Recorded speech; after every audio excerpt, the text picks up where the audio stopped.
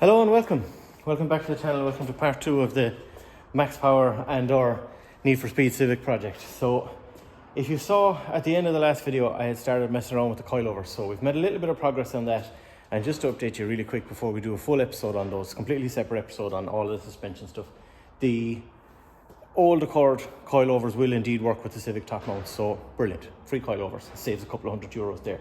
So the next part of the process, I want to pull apart the whole underside of the car. We're going to go balls deep into the underside. We're going to pull out the trailing arms, we're going to pull out handbrake cables. We might take down the fuel tank, I don't know. We're going to take down as much of the exhaust as will allow without bolts breaking and stuff like that. We're going to take that. We're not taking the engine out or anything, but we're going to take out the front suspension. We're going to take obviously the shocks and springs, control arms. We might pop the drive shafts out of the way, maybe even subframe. We'll see how it goes. We'll see how it all comes apart in preparation to clean everything down, rust treat everything, prime it, under seal it again, just so the car's really, really tidy underneath, because I think it deserves it. You know, it's kind of like a time capsule, like piece of history almost, you know. So I think the car deserves it. So one thing that I forgot to point out in the last video and that will be important in this video is something I'll show you right now. So you may have noticed in the original video or the first video, but the bumper is molded into the wing right across here. Usually there's a body line, I think it's about there,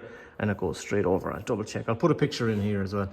You'll see what I mean. But not only is the bumper molded into the wing, but it's also molded into the side skirt, and it's also molded into the A-pillar. Now you can see, I assume it's just fiberglass and fillered over. I'd be amazed if they welded them together, but even if they did, we can still, you know, get a rough estimation of the shape off pictures online. But I imagine I'll be able to just dig that out with a wire wheel or a little carbide bit on the die grinder or something. But aside from that, not only is all of that molded together, but again, you might have seen this in the original video, but at the back, it's all molded together as well. So you can kind of see the original line of where the body seam would have been. It comes along, comes over, and then down at an angle as it fades off over there. So while it's not entirely necessary to recreate those factory seams, I want to do it because, like, if you ever have to take the bumper off a car to do something, or God forbid if you're broke down at the side of the road or something, it might just be easier to take the bumper off, you know. So, but not only that, it means that if I can take the front and back bumpers off, it means I can get at more of the underside or the inside. Like I'd like to do inside, you know, like get the wings off and have like all up there tidied up and under sealed, and search for any rust holes that might be in it and all that as well. So I think we're going to do that first, or maybe we'll just pull everything up.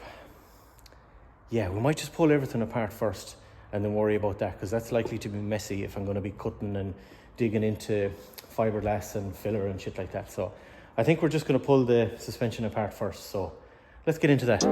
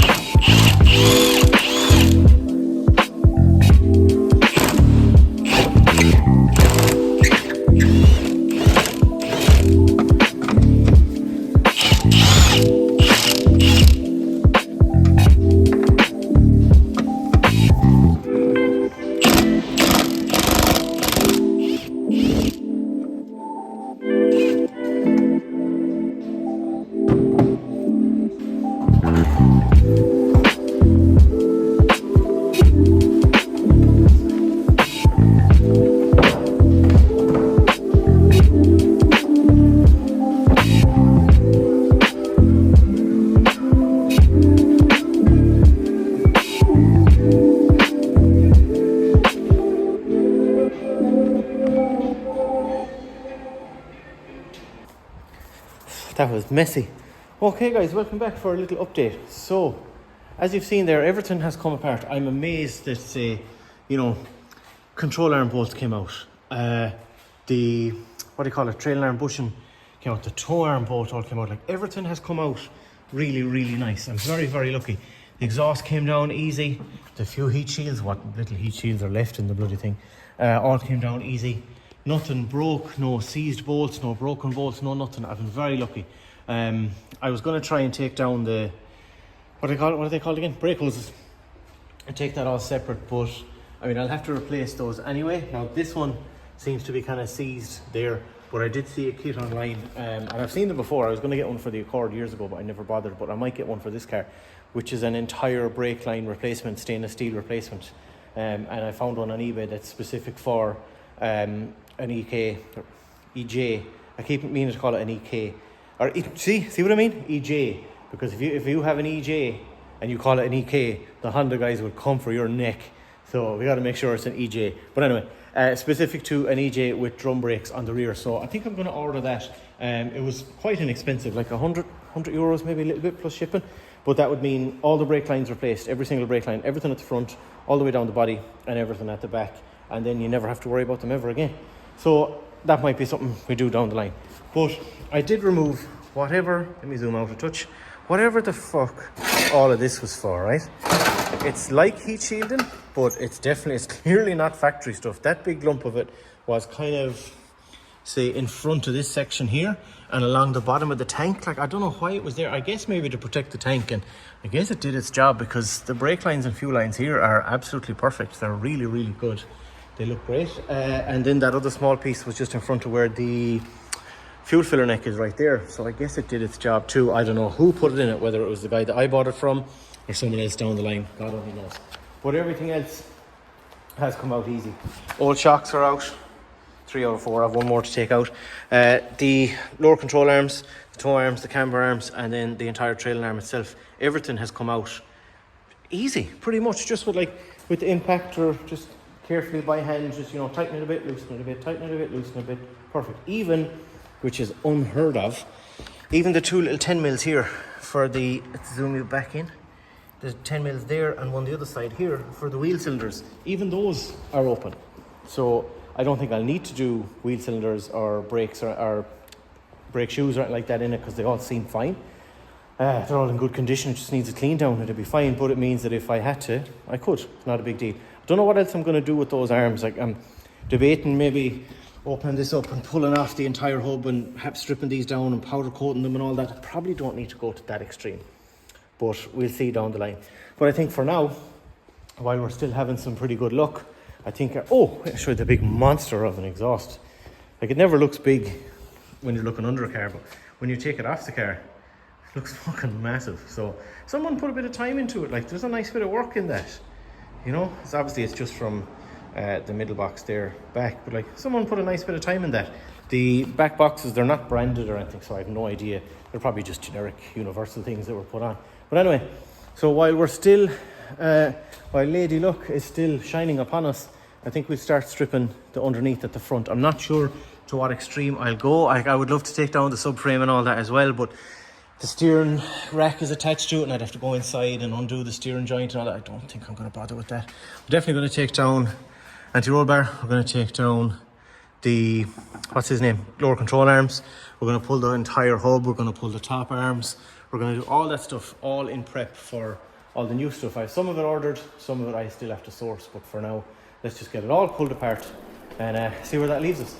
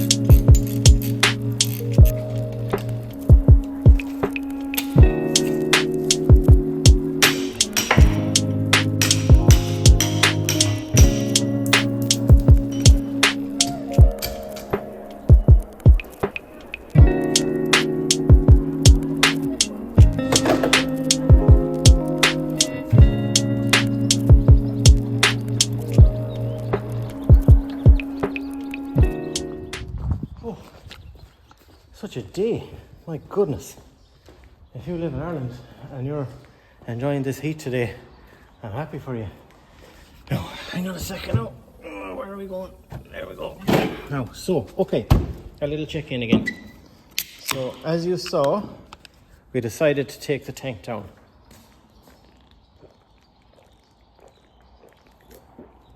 Oh, that's good.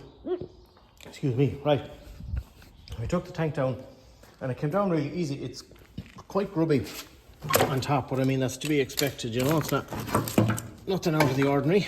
So now the far plug there, that is my fuel level sending unit. Now when I bought the car, the guy told me that the fuel gauge didn't work, and if he was using it or moving it around, he might put like a tenner worth of fuel in it every so often.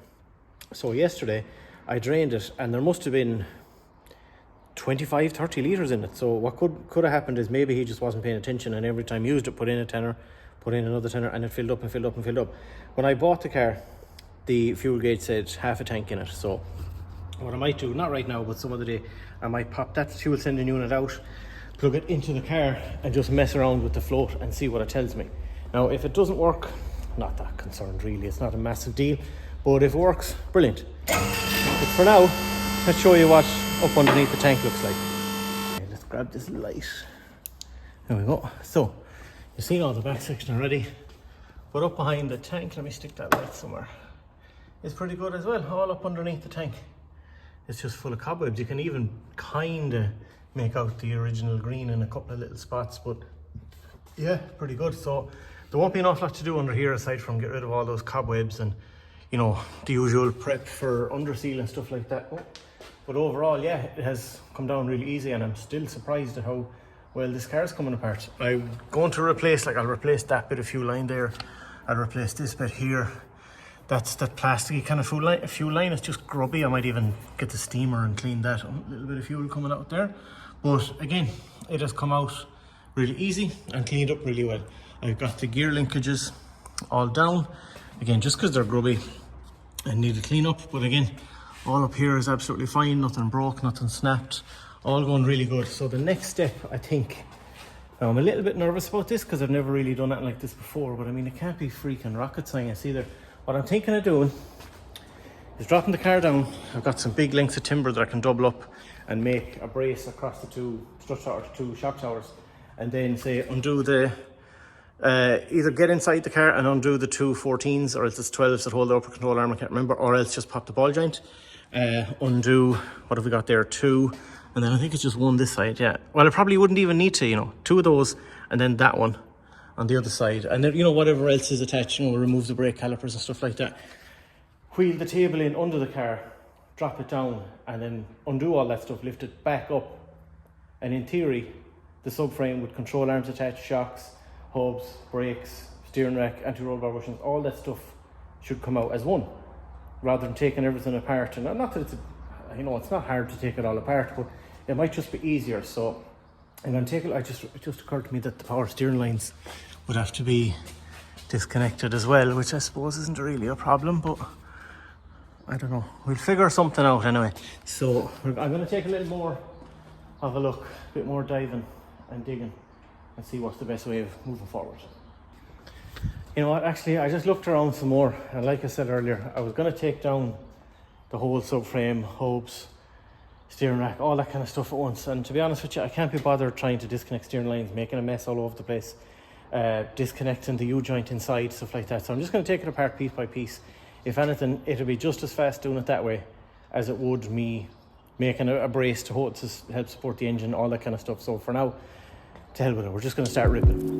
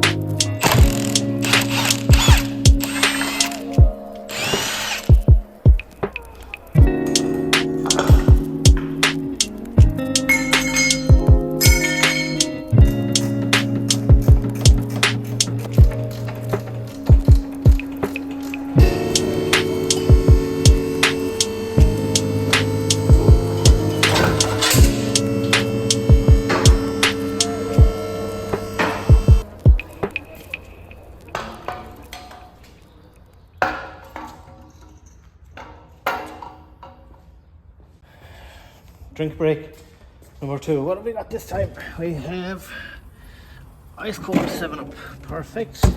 Let's open that guy. Oh yeah.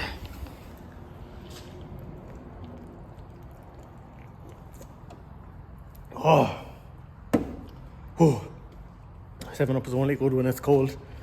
So we've got pretty much everything that needs to come out of the car pulled out of it. Actually, let's start over here. So what else has come out since then was essentially just the inner and outer tire ends and the boots. I couldn't find the boots online, so those OE ones are fine. There's no tears or rips or anything like that, so we're just going to use those. But I do have new inner and outer tire ends coming. So let's see what else came out.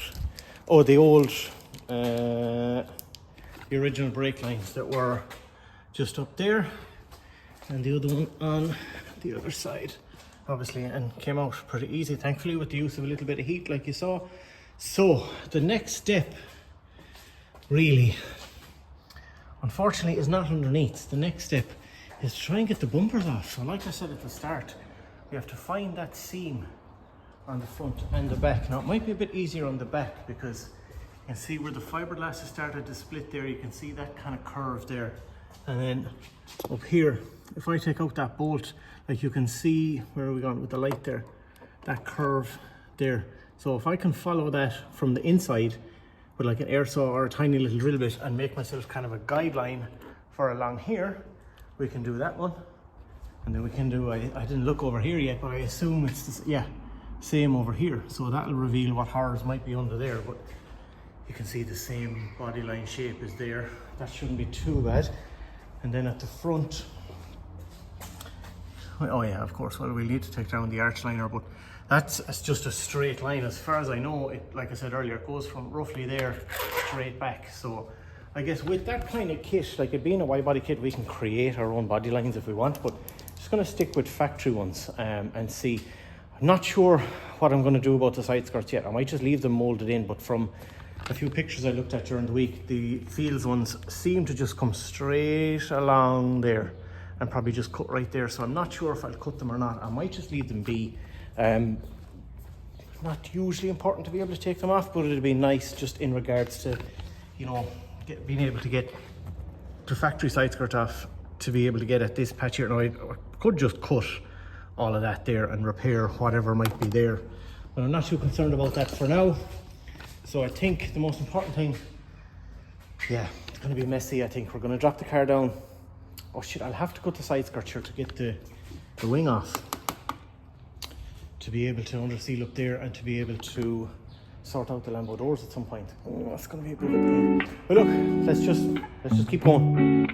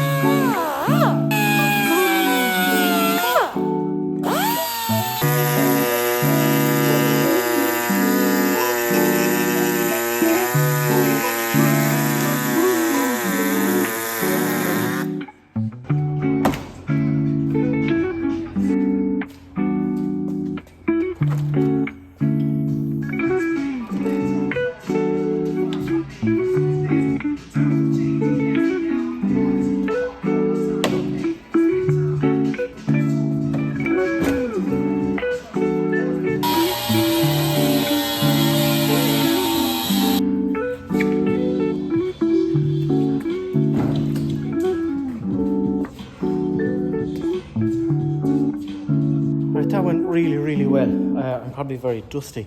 So, like I said, I kind of mapped out my few little spots from inside, drilled a little hole, you know, put one here, one here, one here, one here. And then I was able, because I knew the line went straight across, and as you saw in the clip, it broke just right there. It was already split anyway.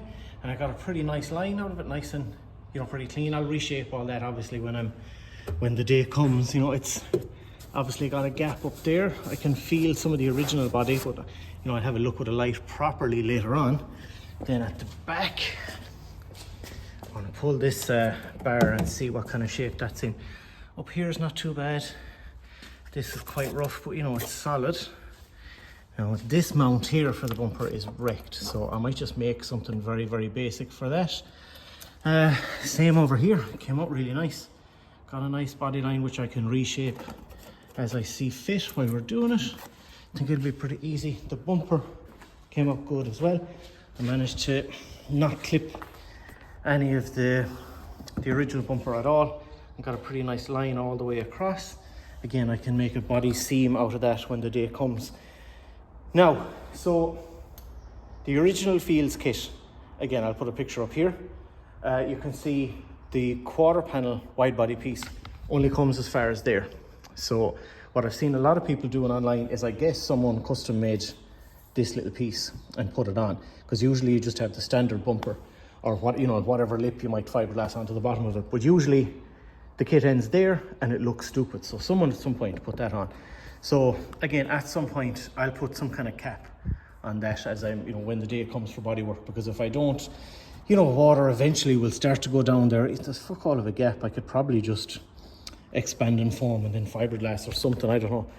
But if water starts to go down there eventually, because filler and fiberglass, well, I know fiberglass is waterproof, but filler is porous, and it'll eventually start to bubble and blah blah. So we'll definitely put a little cap on that. But I'm very hyped on how well the cut came out.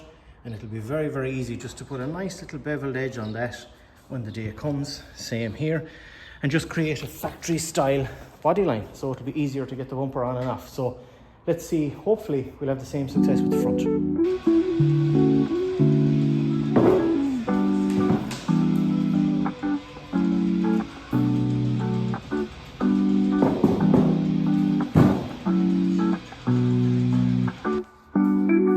Oh my goodness. God, it's so hot. It's too hot to be getting covered in dust and dirt and grime, but here we are.